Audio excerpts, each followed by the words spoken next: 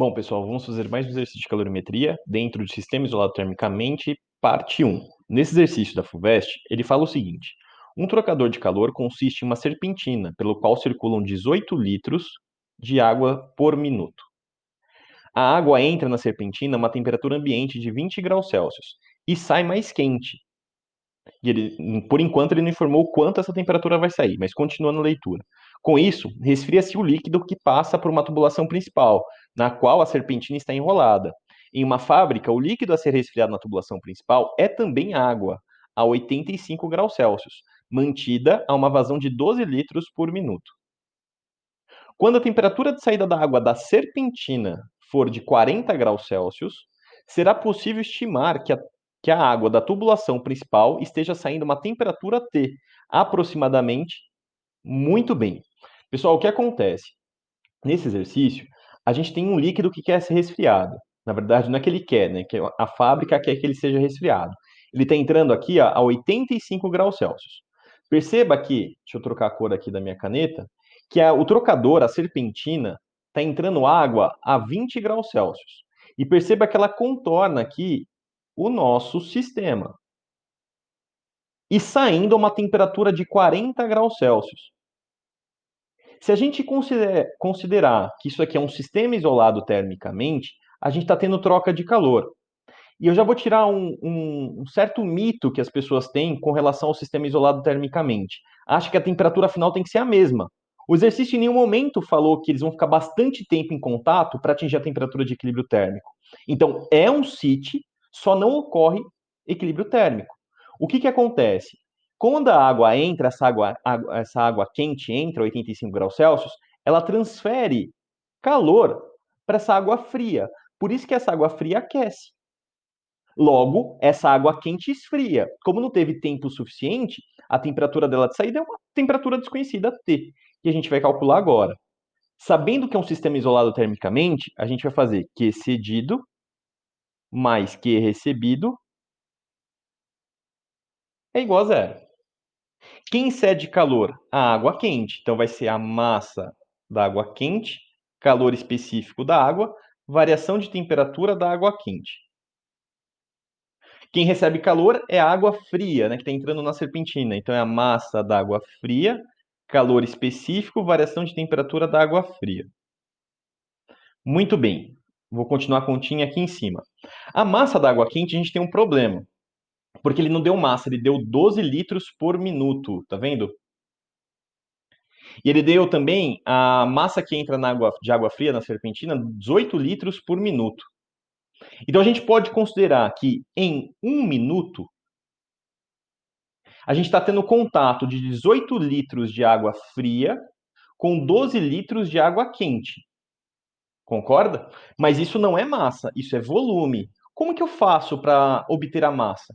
Aí a gente vem aqui no cantinho e lembra do conceito que a gente viu lá em Química e Física, que é a densidade de um corpo, que é massa sobre volume. Portanto, a massa de um corpo é a densidade vezes o volume. Tudo bem? Então, a gente vai fazer a troca de calor durante, na verdade, nesse 1 minuto.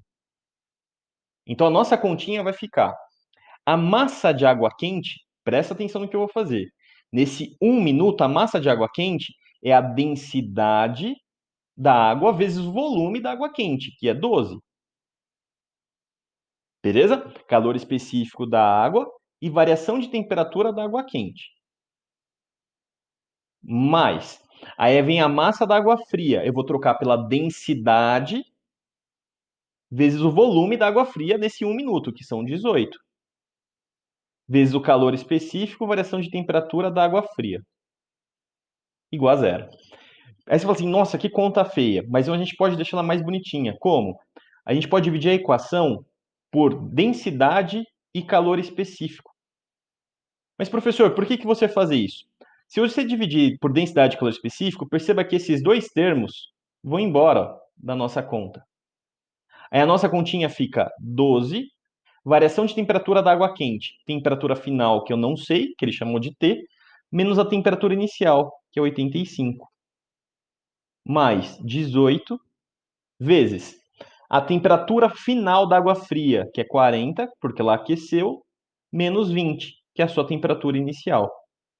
A nossa conta vai ficar 12, não vou fazer a distributiva por enquanto, t menos 85, mais 18, 40 menos 20, 20. Isso aqui é igual a zero. Beleza? Muito bem. Fazendo a continha, vou vir para cá. Vai ficar 12t menos 12 vezes 85 mais 18 vezes 20. Espera aí que essa continha não ficou legal. Vamos fazê-la de um outro jeito, que eu acho que é mais interessante do que fazer a distributiva. Eu vou manter o 12 vezes t menos 85. Isso aqui é igual a menos 360. Para quem não entendeu, peguei esse 18 vezes 20 dá 360, passei para lá, ficou menos 360. Agora, olha o que eu vou fazer. Vou pegar minha caneta aqui na cor preta, t menos 85. Lembrando, eu não fiz a distributiva. Por quê? Vou pegar esse 12 que está multiplicando e passar para lá dividindo. Vai ficar menos 360 dividido por 12. Se você fizer essa continha, você vai perceber que isso aqui vai dar menos 30. Portanto, a temperatura menos 85 é igual a menos 30. Passa esse menos 85 para lá, vai ficar menos 30 mais 85. A temperatura vai dar 55 graus Celsius. Bom, então a gente descobriu, através do sistema isolado termicamente, que a temperatura que vai sair dessa tubulação que quer ser esfriada, que essa água quer ser esfriada, de 55 graus Celsius. Perceba que a gente resolveu o exercício usando o sistema isolado termicamente. E chegamos aí na letra C. Ah, e detalhe, eu fiz a troca de calor considerando durante 1 minuto, porque durante 1 minuto eu tenho 18 litros de água fria e 12 litros de água quente. Beleza? Então aí, letra C. Até o próximo, pessoal.